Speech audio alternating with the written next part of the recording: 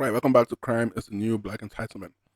Today, we have body cam footage from an Ohio inmate, Joseph Hunter, stomping out a female corrections officer after she pepper sprayed him during an agreement at the correctional institution. Let's see. A mental health crisis. Okay. Not having a mental health crisis?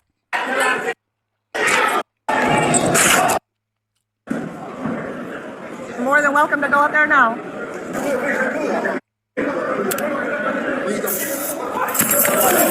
Stop the roll!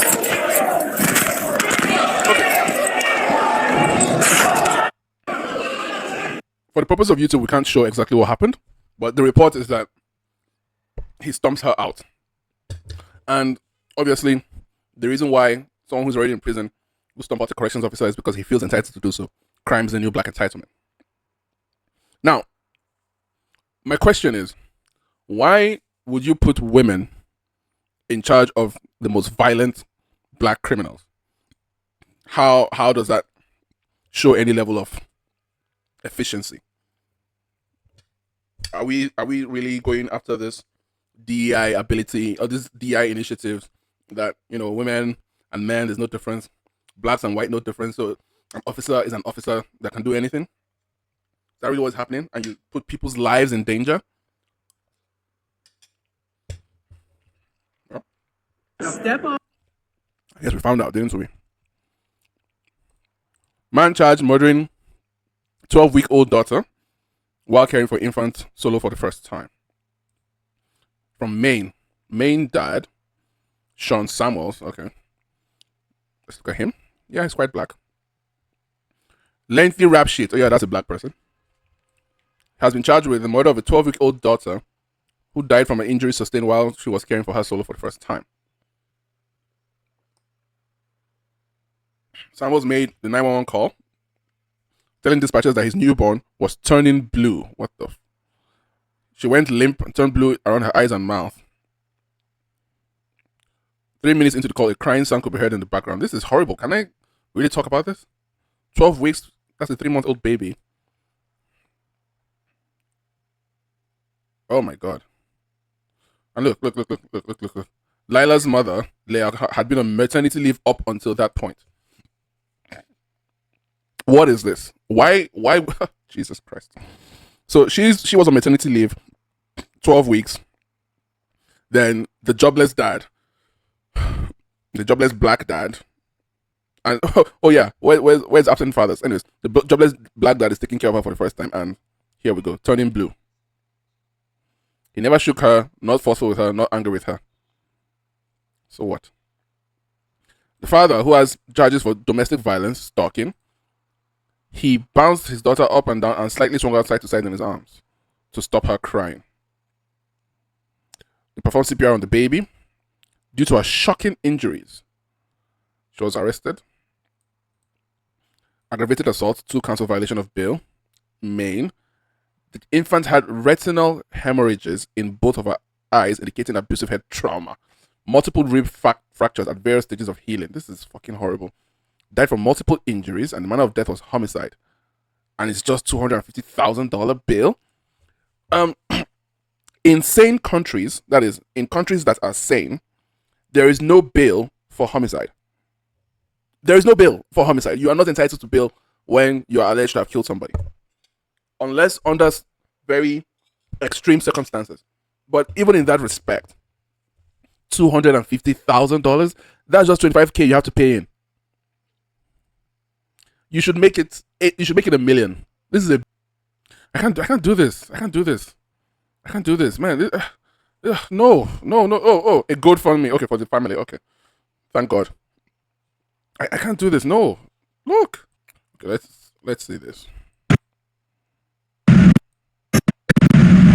Where you going to? Bro, take some shots, brother. Bro, There's nobody that's going to hold me now. Nobody's going to hold me.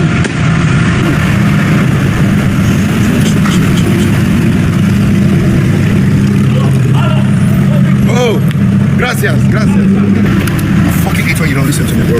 Don't fucking put me into any trouble. Let me tell you something, bro. Where did I go like this? If something happens now, I'm just saying I'll leave you. Definitely, I won't. We're stuck there. They start digging into what does not concern them. You're forgetting you have a Nigerian passport. I'm sorry. Okay. I think this video, it's not a harmful video.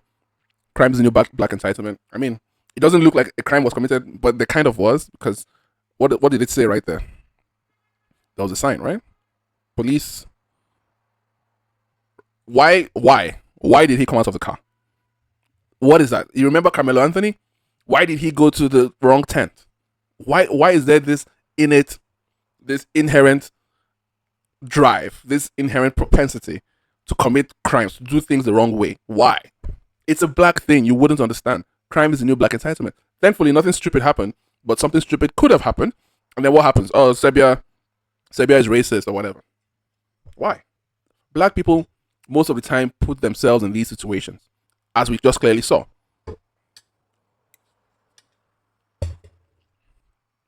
All right, so this is an old clip, very old clip of Tracy Morgan.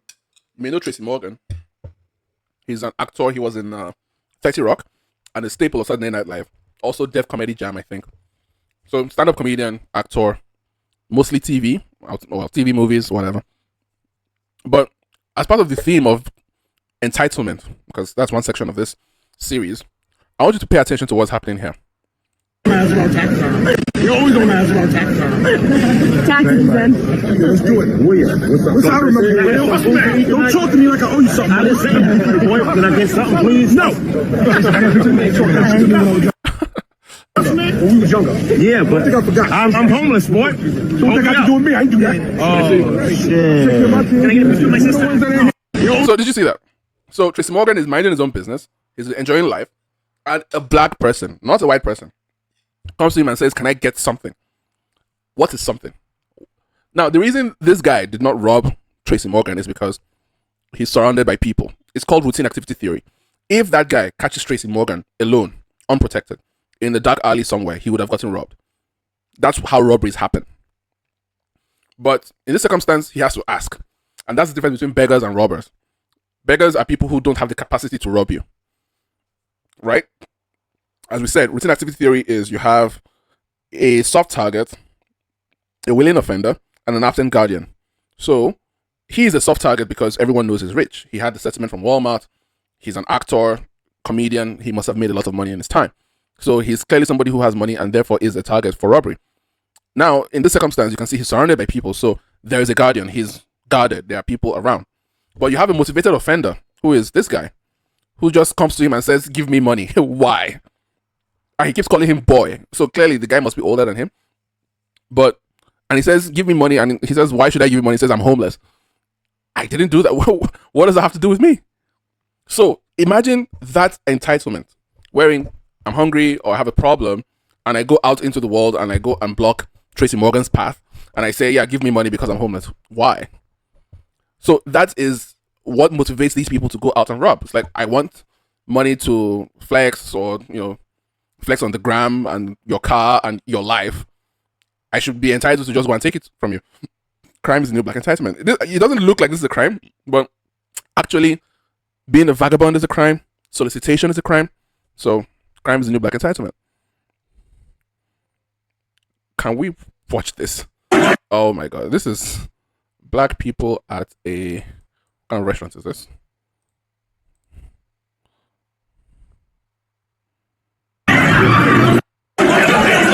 That's nudity. Can we put that on YouTube? All right. Zulu King demands migrants leave South Africa. This is black people they're talking about. South Africa's Zulu King has sparked outrage. Why? After demanding that migrants leave the country following violent clashes near his home.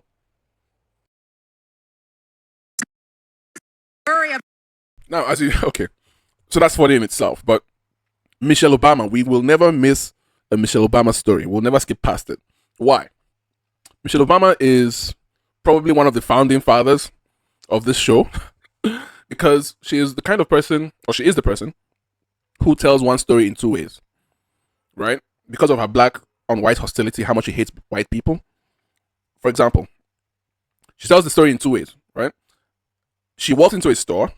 She's very tall because she's very manly. And an old white woman asks her to help her with an item on the top shelf. So she does reach for the item and hand it to the little white lady. And the little white lady says, "You don't have to show off." And she laughs. Now, that story, she tells it to like Stephen Colbert, late night. Maybe it was Fallon, who knows? She tells the story on Letterman, Fallon, whatever. White audience. Where she helps this little white lady reach for an item on the top shelf. In a black platform like this one, she tells that same story, and she said that the white lady did not care that she was the first lady of America. She just saw a black person and assumed that she was staff and demanded that she bring the item from the top shelf. The same story. So the point I'm making is that Michelle Obama is somebody who has admitted to the fact that black people make your neighborhoods unlivable. Right? Because she talks about the fact that her father worked very hard to make sure that they go to live with the white people. And as more black people moved into those white neighborhoods, the white people left. So you have this constant movement of white people being cleansed from the neighborhoods when black people move in and create the ghettos, which they naturally do. So here we have Michelle Obama blaming white people for the fact that black people can't swim. Our hair is naturally curly. We straighten it to follow your beauty standards. That's why many can't swim and run away from water. We needed an act of law to tell white folks to get off our hair. Her hair is very straighter than this person who is whiter than she. Let's listen to her. About it. Let me explain something to white people. We don't care. I said we don't care. We're tired. We're tired. Like, you've been president or vice president or first lady. Fuck off into the distance, please. Our hair comes out of our head naturally in a curly pattern. So when we're straightening it to follow your beauty standards, we are... Did anybody point a gun or a knife to Michelle Obama and say, "You must straighten your hair like this"? Did anybody say that? Nobody did. We're trapped by the straightness. That's why so many of us can't swim and we run away from the water. People won't... So because your hair is straightened, you can't swim. Where is the connection? go to the gym because we're trying to keep our hair straight for y'all. It is exhausting and it's so expensive and it takes up so... Did you hear that? She says that black women spend so much money, energy, and time on their hair, making it straight, for white people. Now, this is somebody who is a lawyer. She is former first lady, well educated in her own right. Does that statement make sense to anybody with a brain? So much time. Braids are for y'all so we can work harder and focus on the work. So why do we need an act, an act of law to tell white folks to get out of our hair? Don't tell me how to wear my hair. Don't wonder about it. Don't touch it. Who the fuck wants to touch you? Look at this, for fuck's sake. Look at this fucking creature. Look at the teeth. Just don't. So what we see is just this hostility. Yes, I talk about crime being the new black entitlement, but underneath the entitlement is an infinite maelstrom of hostility. And that's what we're talking about. You're on a black show with a black host talking about black stuff, but somehow you still manage to find a way to bring white people into it. What is that other than being rent-free? That's rent fucking free. So somebody built an app called Peace and Quiet. And Peace and Quiet is an app that indicates safe parts of the country by finding out names of people who live there so that you can, avoid it. It's both a good and a bad app because you don't want to expose the good places because black people will go there. So the Peace and Quiet app actually, I think it's a double-edged sword. Best guy at synthesizing, just been hitting these things out of the park.